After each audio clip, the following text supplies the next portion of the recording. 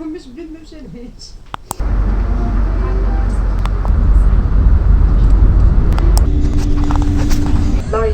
Leute Lounge. So yeah, good morning and welcome back here. As you see, we do actually have a bit of snow today, or well, it's mostly just a bit of slushiness really, but it's not as ridiculously cold as it's been recently, and we actually have a bit of sunshine back there, which I'm quite grateful for.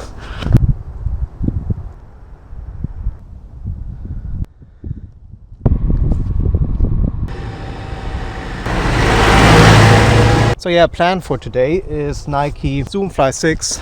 Bit of an update for you. I've gotten this thing to about 120 kilometers now, and yeah, I just love this shoe. It just feels great. So much bounce to this, but still feels relatively controlled underfoot and doesn't have this all-out kind of aggressiveness of a race shoe. So yeah, actually really versatile, and the kind of shoe you can use for, well, almost everything really.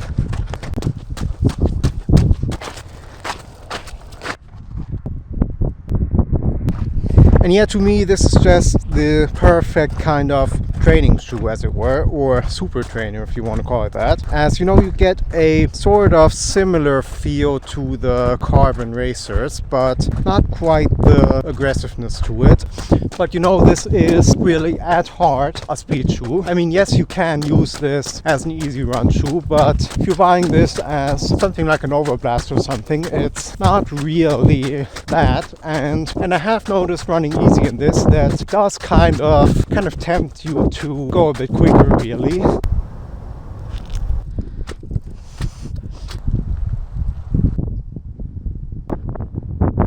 Yeah, but let's quickly check out wear and tear here. And this is going to be a very short section of the video, as there's basically nothing at all to the outsole. This looks pretty much pristine, and yeah, no issues at all for me. And yeah, just makes the 170 euros you pay for this.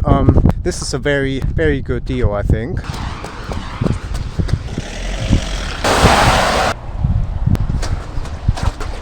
And just like the setup of this shoe, yeah, I just find that there's O2 in this. It kind of mutes the ZoomX a bit, but not in a way where it kind of kills the ride of this shoe like the Boston 12 did for me, or the original Mark X. This feels like, you know, you still get the speed, but you also get a bit more of stability underfoot. But I do want to warn you that if you heel strike, you might have a bit of a different experience to me as a forefoot striker. As I mean, just look at the base here. This is quite narrow back in the heel, and also it kind of dips away from the heel here, and you end up with not a lot of platform underfoot.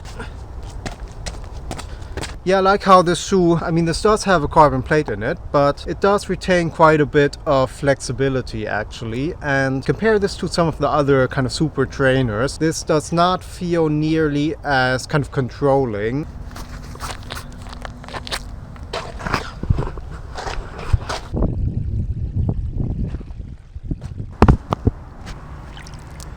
Just feel like it works your toe muscles that tiny bit more, and you just get this little bit of kind of natural feeling, which, I mean, of course this is not like a Pegasus or something. This is still over 40 millimeters of heel stack, so it's not exactly low to the ground or anything. Yeah, the carbon plate in this, I can't say that you really even notice it all that much. I mean, as I've shown, it's quite a kind of flexible shoe, and I think if you're having reservations about training in a plated shoe, it honestly doesn't really feel like a plated shoe. It just doesn't have the kind of stiffness and the kind of snapback of something like a Vaporfly, for instance.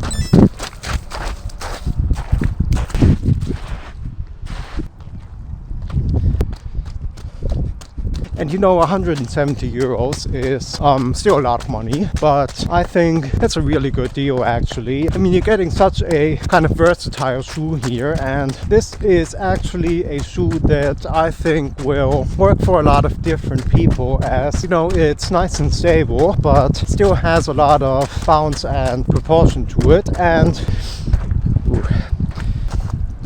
yeah, I do have to say the conditions are getting quite nasty now. Very cold feet now and very wet feet, so it's not the most pleasant run right now. Yeah, just wanted to film a quick update on this shoe really. There's not a whole lot that has changed since my last videos I did on this, except for, well, getting the Evo SL really. But otherwise, yeah, this is still such a great shoe and still one that I highly recommend to pretty much every runner. And yeah, hope you found this entertaining and somewhat useful as always, and like and subscribe, and see you soon.